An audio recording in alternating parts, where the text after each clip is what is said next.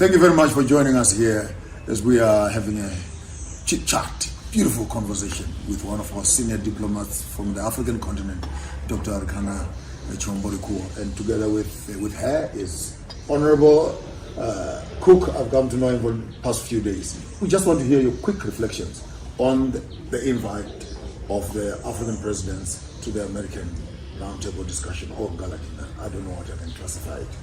Well, let me start by saying thank you guys for welcoming me. As you know, I'm passing through South Africa on my way back to Zimbabwe.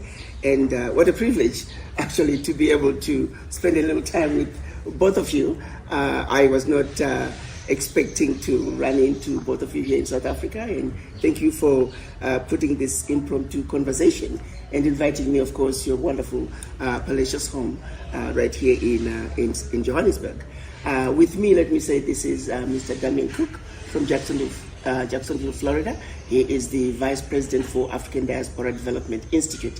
He is traveling with me, and of course, he's going to give you his own insight as to what he is seeing as he is traveling throughout the continent of Africa with me. So once again, thank you guys for having me, my son on my right, Rutendo, and of course, Bishop. I really appreciate you taking the time for us to have this conversation and, of course, enjoy good African tea and African juices. So it is indeed a great time for us as Africans. It's an exciting time. It's time for us to really begin to pick up the mantle and chart the way forward as a united front of children of one mother Africa.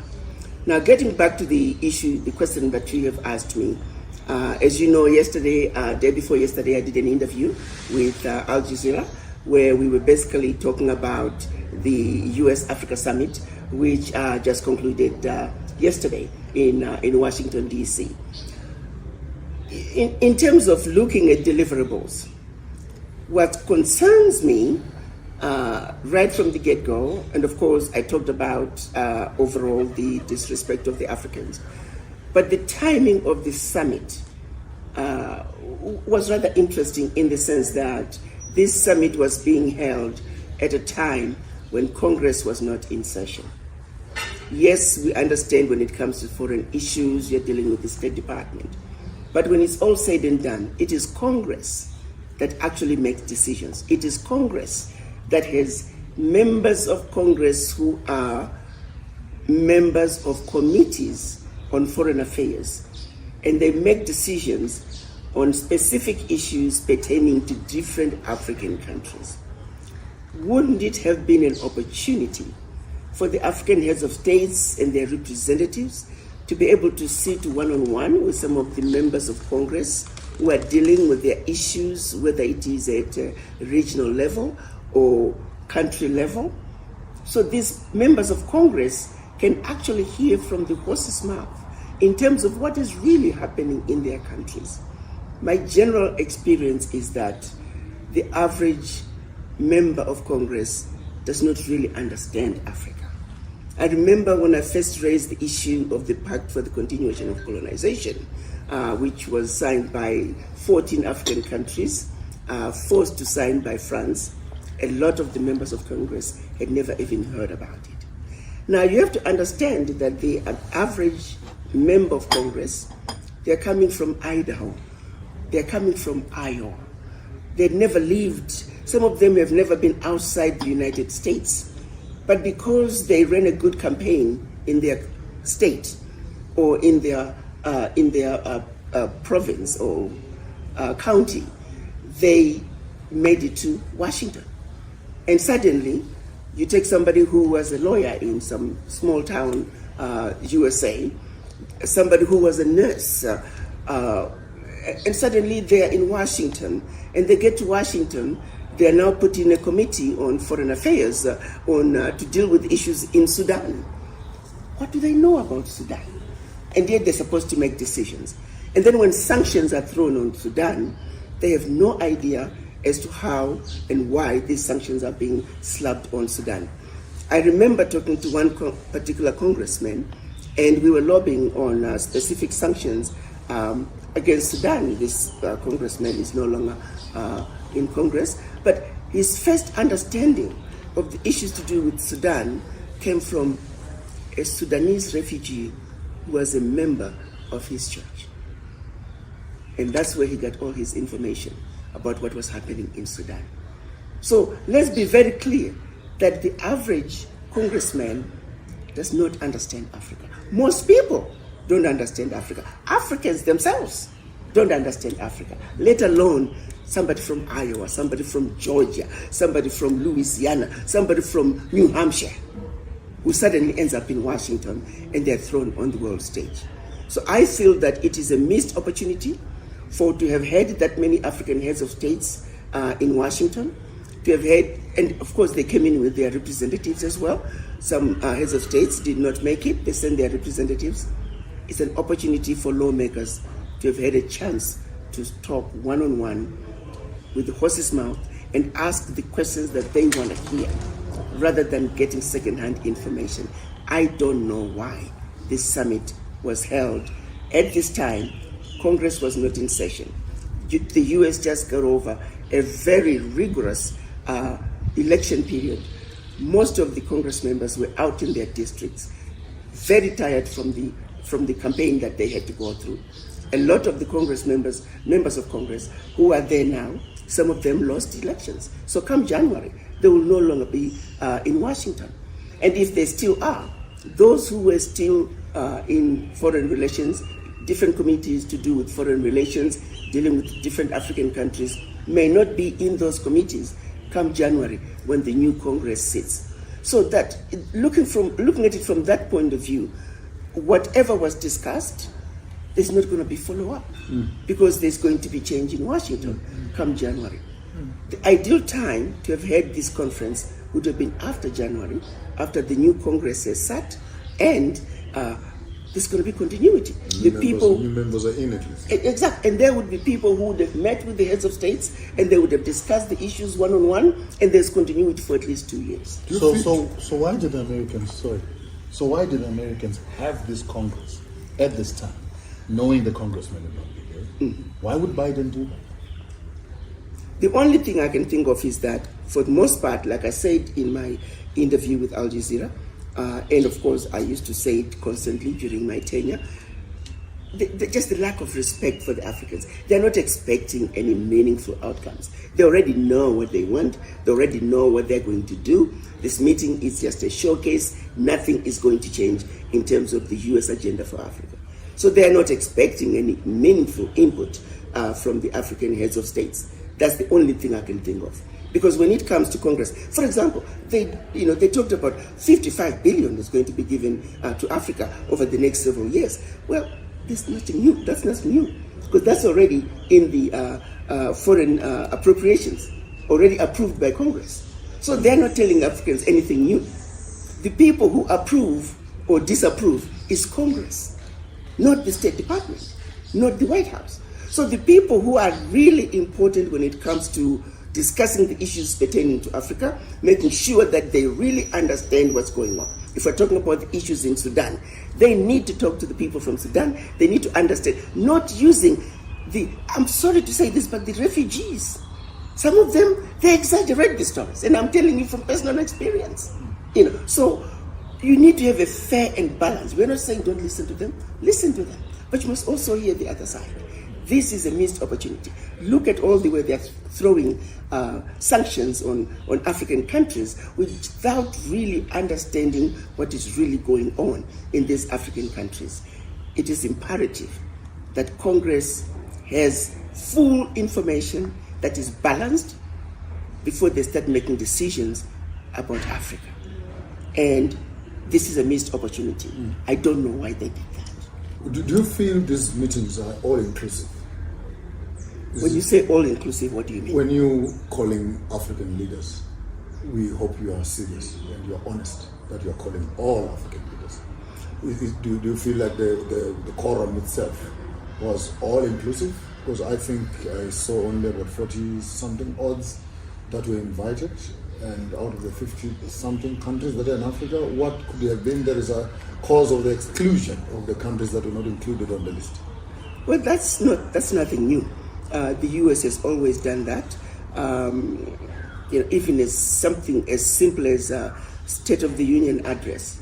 I don't know if they've changed, because I complained a lot about it during my tenure, where they would pick and choose which ambassadors from what countries were invited to attend this simple State of the Union. Just the ambassador goes to sit in a chair and listen and leave. But they still would say some ambassadors are not invited. They would invite ministers of foreign affairs, they will invite some and not invite some. There is no rhyme or reason as to why some countries are invited this year, but they're not invited next year. So this is nothing. There's no rationale. Most of the time, there's no rationale. I complained about that as well. To say you really just make yourself look stupid, because these ambassadors are friends, and today this ambassador this country is invited. Next week, for another one, they are not invited. And what do you think these ambassadors are going to do? They're friends. They're going to discuss over the weekend. They're going to laugh at the U.S. The heads of state, something, I want to throw the last one before I can throw it to Rutendo. I know he's itching for the sanction story. But I would like to ask this one. In your diplomatic knowledge and the outlining, the drafting of protocols, agenda items before a meeting takes place, just take us through a normal, what the difference between a red tie, the black tie, and the white tie. You pardon me, I'm an African. I'm no longer in the spaces of those ties. But in your own space, when people are talking about an event, diplomatically, what kind of preparation goes on between embassies at home and embassies in foreign affairs, but to a day when the function is taking, and what gives the class of the function itself, whether it is black or it is white or it is red, and the venue where it is being hosted, what value do you find, what bridge do you find in this event that will take place? I take it you're trying to refer to the dinner that you were telling me about, when the African heads of states, the representatives, were invited to the White House. Yes. Well, in general, when heads of states are coming to a country, they generally have what we call black tie state dinners. Because it's a member state to another member state. Mm-hmm. And so they have state dinners, which are usually held at the presidential palace. They're usually, announced in advance. The guest list is released. The big newspapers will carry it, and it's publicized. People know that there's going to be a state dinner. In some cases, they might even indicate what issues are going to be discussed if it's possible to do so. So there are certain procedures that are followed before a state dinner is done. I don't recall seeing any of that in terms of the dinner that was held at the White House. So it's my understanding it was a dinner, but it wasn't a state dinner. State dinners are generally black tie. So this one was a dinner. But I'll tell you what, the dilemma that Africa runs into, unlike individual African nations or individual European nations when they visit Washington, when you're dealing with the continent coming to Washington, yes, you'd want to say there should have been a one-on-one of the African heads of states with the president. But let's be realistic, it's a lot of heads of states, and that would have taken a lot of time. But maybe what could have happened was for President Biden to meet with them regionally. That would have been like 4 or 5 meetings. Exactly, to say, let's discuss your issues. Where are we as the United States going wrong?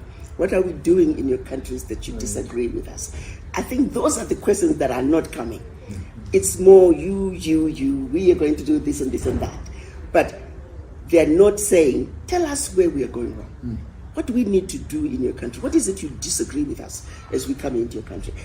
There needs to be a frank conversation about that. And I think that's what makes this summit very different from the FOCAC. FOCAC stands for Forum on China-Africa Cooperation.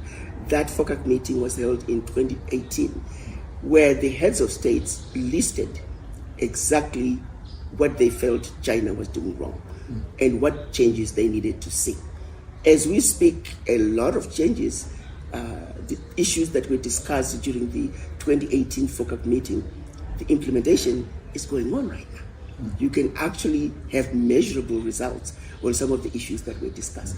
And so, to me, that is what's missing to simply say, as the United States, what is it we are doing in your country that you disagree with us? But also make an effort to truly change.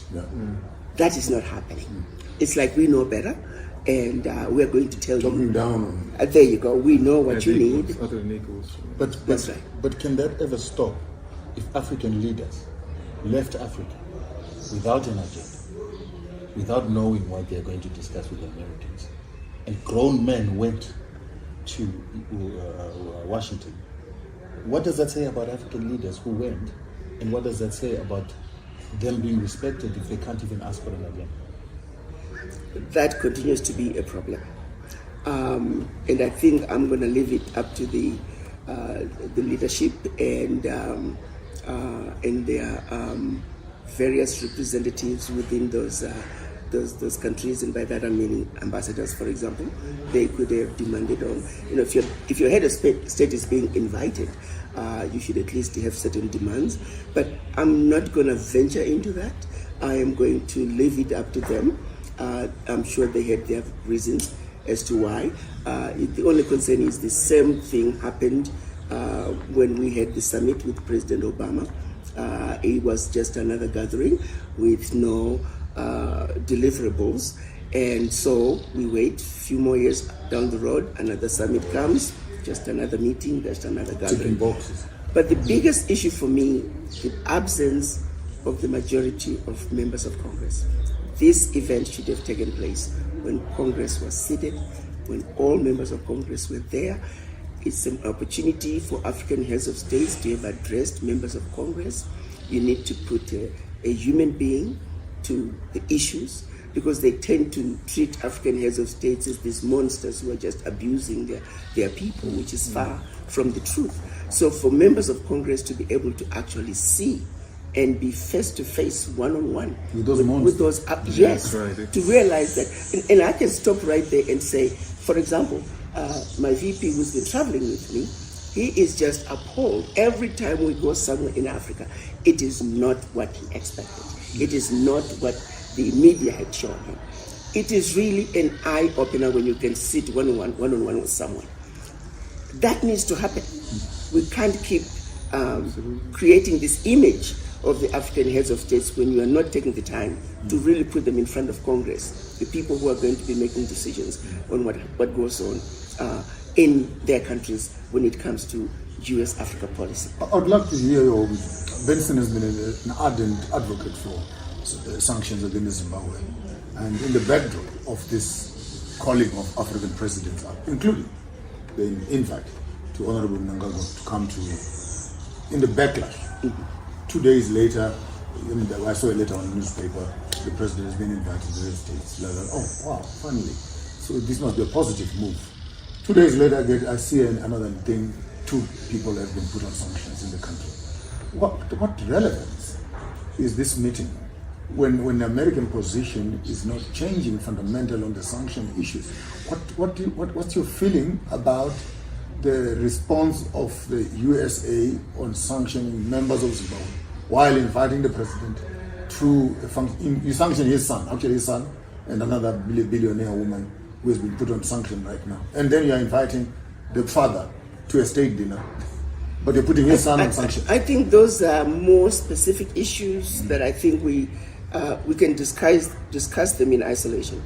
What I can say, because you're looking at, we can take those issues and extrapolate on all the African countries that are currently under sanctions. But let me just say, in general, African countries are spending millions of dollars paying lobbyists in Washington. The lobbyists are being paid to do nothing. They are not delivering. You take, for example, this summit. The lobbyists are the ones that know the American system. They understand the way things should be done. Their job is to sit with that country. If the country is paying you to lobby for them, it is your responsibility to let them know, this is how things are done in our country. So when they do things this way, that's not right. Refuse. A, B, C, D, this is how it's done. And if it's done this way, then proceed. They should advise them. They're being paid to help them understand the American way. Most of them may not even realize that Congress is not in session and they did not ask the right question. They may not have known. You can't expect the president to know all those details. And then they may have a new ambassador who just went to Washington, and it's going to take them a while to understand the ways of how things are done in Washington. So again, you look at it and say, on one hand, they're trying. I'm telling you, they're paying serious money, millions, to lobbyists. It is the lobbyists who are not doing their job. They're getting paid. They should have advised these heads of states. But you know what? I don't think the dates we are being given for this summit are appropriate. Are conducive. Yes, and this is why we don't think this summit should have been held. Let's move it to that, because you want to go to Washington and have meaningful engagements. So I think they are doing their best, but America is a very difficult country to understand. And then to really go into the nitty-gritties of how things work, you have to have lived in the country. And so I think when you look at the millions of dollars they're spending on lobbyists who are giving them nothing, I tell you, I have spoken to several staffers who tell me that they're the ones actually preparing the documents that they later give to the countries. So let's say a congressman is the lobbyist. They can declare that I'm lobbying for such and such a country. They're allowed to do so. And if the congressman is the lobbyist, the congressman himself is not doing it. It's the staff. I have staffers tell me personally that they're the ones, they go to the website of that country and take the information that the country already has. And they fill in just a little bit and they compile a whole document. End of year, the congressman just signs. And there you are. No. But then this makes it easy, because you've got an associate, a lady that you mentored in your organization, who has been saying that she has got a program where she wants to train Africans, African ambassadors, and African staffers in America on how the American system works, because she's worked in that system. But it's not that simple, son. So we won't go there. It's not that simple. Okay. Because you're talking 55 countries. And if, of course, that includes the Sahara. That one is not that simple. I can tell you that. And I know what you're talking about. The bottom line is the lobbyists that are being hired, they must do a better job. But they're also abusing the Africans by not doing their job and collecting the millions of dollars from the African countries.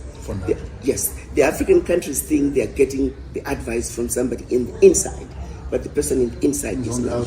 They're just taking the money. Let me push on one question. I would like to understand, how do you feel? Women are struggling to get themselves into the business world. In Zimbabwe, we've got a woman that has risen. She's become a billionaire. And the Americans then target this 1 in a million, 1 in a billion black woman who actually has gone into business, gone into proper commerce, and they target her with sanctions. What is your emotion on that? How do you feel as a woman when the Americans take the war to women, children, and civilians? I'm not sure exactly which woman you're talking about. So I'm not privy to the circumstances pertaining to that particular individuals. So I have to say, I'm not in a position to really respond to the specific issue, but what I can say in general, sanctions are just not the right way to go. Africans are being sanctioned for frivolous reasons. Same situations in other countries, Western world, they will not be sanctioned. So the unfairness in the manner in which the sanctions are being dished out to African countries is what I have issue with. Much to the same way that I had issues, I can equate it to the issue of visa sanctions of various African countries. I know for a fact, I was told that that was not an African issue. It was an American issue. It's a very simple situation.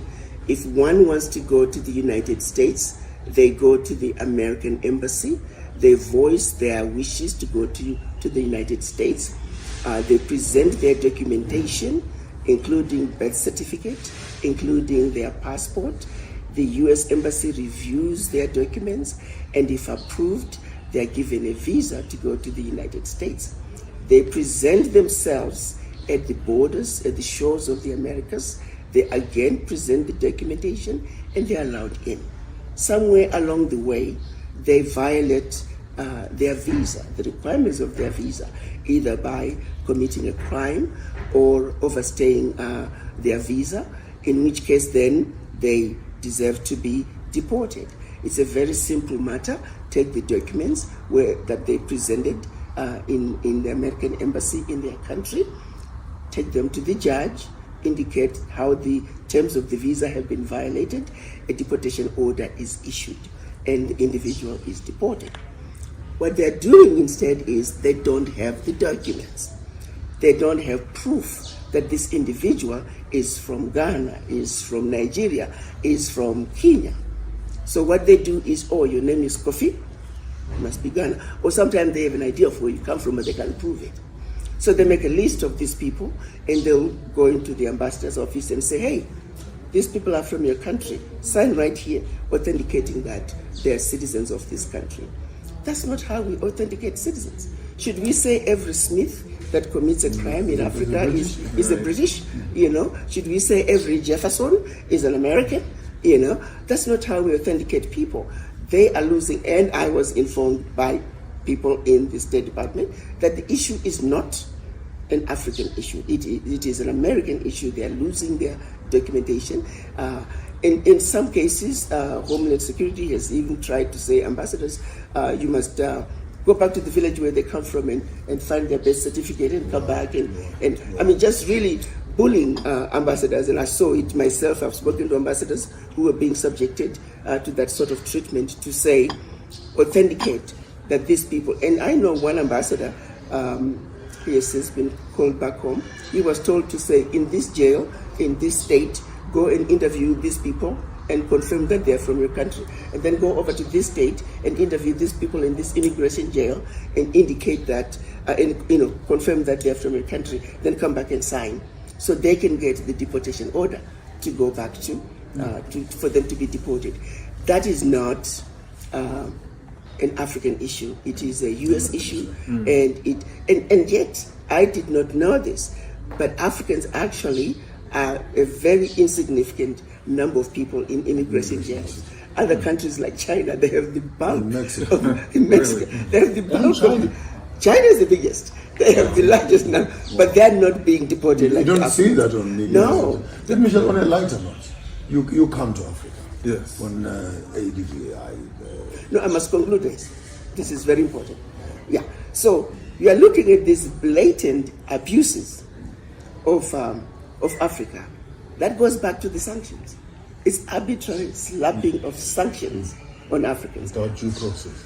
Without due process. And also, without really valid reasons as to why these things are being done. I don't know of the specific individual issues, but I can say in general, that which African countries are sanctioned for is not applied equally to other parts of the world. And animals are more equal than others. Exactly. Wherein lies the problem. So again, it goes back to Africa must be treated fairly. We are simply demanding that what is done to the US must also be done equally. Do unto others. Do unto others. Do unto Africans. What you want Africans to do to Americans. That's a new Bible verse, actually. No, do unto the Africans what should be done to the rest of the world. That is all we are asking. Africans are being treated with a different set of rules. Their yardstick is different from the yardstick used to measure at the rest of the world. In a world where we say it's a rules-based system. In a world where we have the United Nations that's supposed to be the watchdog of in a these world where we have abuses. human rights. Yeah. So And other in a humans world- are less human. In a world where the custodians of democracy themselves That's right. Don't follow the rules. Don't follow the rules. Are the biggest breakers of the very same human. There you go. But again, my issue remains demanding that Africa be treated fairly and be measured with the same yardstick that the rest of the world is being measured with. Thank you very much, Mama. Thank you very much. You teach all of us new things every day, and some of these young guys who want to get into political spaces, foreign affairs, foreign ministries. I bet you we still have a lot to learn. We all have a lot to learn. Life is a learning experience. We just have to keep our eyes open. But above all, as Africans, let's realize that quite often this story that comes out of the West about us, when you hear that story, always ask for the story behind the story. Because the story you are hearing 9 times out of 10 is not the real story. You come to the continent for a few days, few weeks. Yes. You have been able to see a few places here and there. Absolutely. I would want to hear your reflect. Maybe initially, just tell us about ADDI, and then share with us also your experience. But I want to hear the contrast between the Africa you heard and the Africa you have experienced. Absolutely. Regarding ADDI, African Diaspora Development Institute, and our mandate is to unite the continental Africans with the diasporas of the formerly enslaved, and just unite them and teach them about investments in Africa. What I've seen is nothing compared to what I've heard or seen by the media actually growing up and even into my adulthood, that Africa was a dying, disease, war-torn country.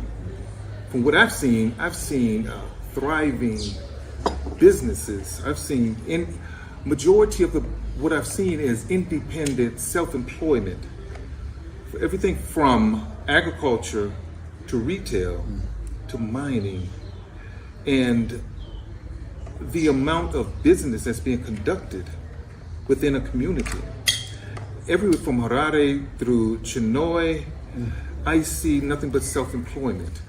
And in America, within the black community, you'd be lucky if $1 would circulate for 6 hours. I tell you, what I've seen, the dollar circulates hundreds of times in one community.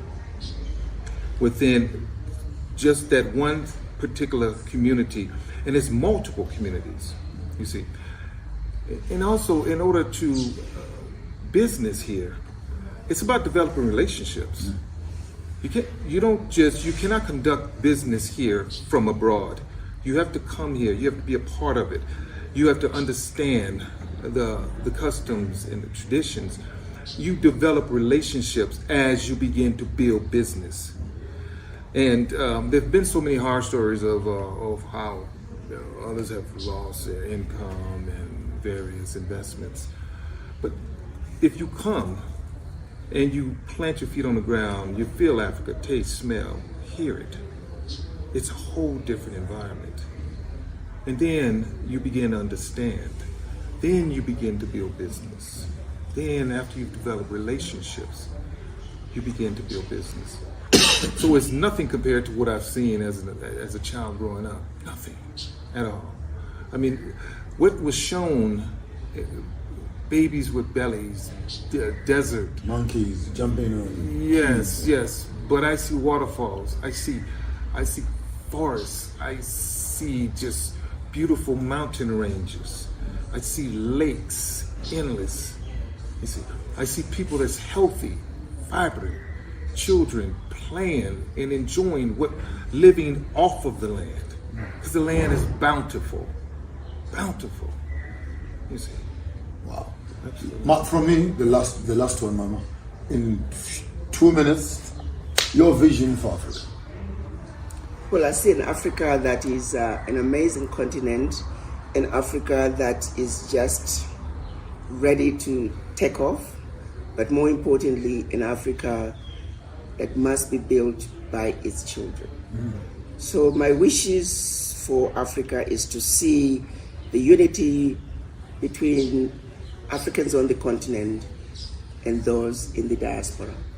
And by those in the diaspora, I'm talking about continental Africans who are recent immigrants out of Africa, and the historic diaspora who are descendants of the formerly enslaved. Those are the owners and inheritors of Africa's wealth. They must have priority to everything African. I would like to remind all of them that when China is looking to give out contracts, they never look outside China. They look into China. Yeah. The European nations do the same. All the nations around the world, they do that. It's only African countries that look outside, not only outside their countries, but outside the continent. And once you do business with government, you're corrupt. Apparently, you're not supposed to do business with government. And let me finish my point. The point I was trying to make is, we as the African diaspora, we also have blame to show. We have not been organized enough, where when international contracts are available, we are also ready, willing, and able to take those contracts. There's not even a one phone call that could be made to address the African diaspora in a united way. We are disorganized. We need to unite. So when we can then go to the African heads of states and say, we are ready. All contracts deemed international, we would like for you to consider your children of Africa living outside Africa. Give us the first right of refusal. When we are organized, that is the Africa that I'm looking forward to. An Africa that can be so self-sufficient that the wishes of our Pan-African fathers back in 1963, where they had hoped to create an Africa that spoke with one voice, an Africa with one military, an Africa with one currency, an Africa with one stock exchange, one monetary fund, an Africa with one stock exchange, and an Africa with one customs union. Of those wishes that go back to 1963, we have only accomplished one, which is the trade. And we hope that the implementation of the African Continental Free Trade Area will be a success. It's work in progress, and they need all our support to make sure that that particular issue is addressed. And of course, free movement of people is another area that if the implementation of the African Continental Free Trade Area is going to be a success, the free movement of people is a must. I do know that it is also another giant that is very difficult in terms of integrating the continent in terms of a single African passport and hence free movement of people. But nonetheless, it is a challenge that must be tackled as a matter of agency if the implementation of the African Continental Free Trade Area is going to be a success. That said, I see an amazing continent that is moving in leaps and bounds, an amazing continent endowed with amazing, brilliant, energetic, hardworking young men and women. When we marry them together with their brothers and sisters in the diaspora, it is magic that can be in the making. Just one more question from me. I have seen Africa shying away from the legal battle with these issues that you talked about, where Africans are treated differently. The African Union, African countries don't fight back with legal instruments. So for instance, when we've got unfair trade practices, we don't go to the World Trade Organization. When we are being asked not to subsidize, the West is subsidizing, we don't go to the World Trade Organization to sue, like what we saw Brazil doing on the issue of cotton. With the issue of sanctions, we keep saying, can the United States remove sanctions? But we never question the legality of sanctions and the fact that people are being punished without trial and taking action as a continent against those illegalities. What's your take on how we can use legal instruments as Africans to enforce our rights and stop begging the Americans, the West, to feel pity for us when there are laws in this rule-based system? I think that issue goes back down to the brainwashing that we as Africans have gone through, the inherent fear of those who don't look like us, the fact that we were made to believe that everything African was bad and undesirable and everything European was better. And hence our own brainwashing and being trained to feel that when we look and behave more like the West, we are more desirable. So the inherent fear of those who don't look like us, particularly white people, is at the bottom of it all as well. So those people in positions where they should challenge, they are afraid. They do not. It is a serious problem. It's an issue that we must continue to tackle, where we have our rights being violated. Like I just had a meeting with a group of, with a community, a mining community, where they have lots of mines in their area. but the mines are not paying royalties, and the royalties are due going back to the late 50s. The communities, late 50s. The communities are completely impoverished. They still live in mud huts, and yet there are 26 big mining corporations that are refusing to pay 30%. It's a simple, straight case of getting a legal team assembled and assisting them in making sure that these royalties are paid. Glencoe is involved. But what I'm saying is, you see a lot of that throughout Africa, where royalties are due, where those mineral assets belong to the people. These mines, these mining companies were given the rights to mine on condition that 30% of their productivity goes back into to develop the communities. They've done nothing to develop those communities. These are legal battles that should be, yes, these are straightforward legal cases that Enforce. it's not even enforced to pay abject. These fees are due, overdue. They're just not paying them. So it's not these are billions of trillions. Wow. Think of 30% since 1958 to this date, and they refuse to pay. So yeah, you're quite right. It's a rate of about 1.9 billion. We need to stand up and support these communities and make these multinationals, they need to pay. So atrocities are being committed everywhere in Africa, and we are not standing up, and we are not standing up for our rights. But I blame those of us who are able. We should go after those communities, we should go after these issues, and we should stand up and say what's right is right, what's wrong is wrong. Plain and simple. Indeed. Yeah, well, that is Mama Arikana Chiwombori giving us a very interesting take and some advice on how we should behave in Africa. And she's basically saying that when we do have legal battles, no one is going to fight them for us. Absolutely. We have to fight them for ourselves. Our lawyers. Let's not be used by Western countries, Western institutions to divide our continent. We must use our law degrees to stand up for our rights. Thank you so much, Mama. I appreciate it, and it's always good to learn from you. But thank you so much for having me. I'm so glad I had this stop in Johannesburg. So we're going to have a conversation. I never thought that the three of us could meet together and have this conversation. Maybe the next one I must have you, me, Rutendo, and I'll try to organize Lumumba. And the next one we add Malema, and then we slowly until we're a parliament for Africa. And this is off the camera. I think I need to talk to. We needed to run that.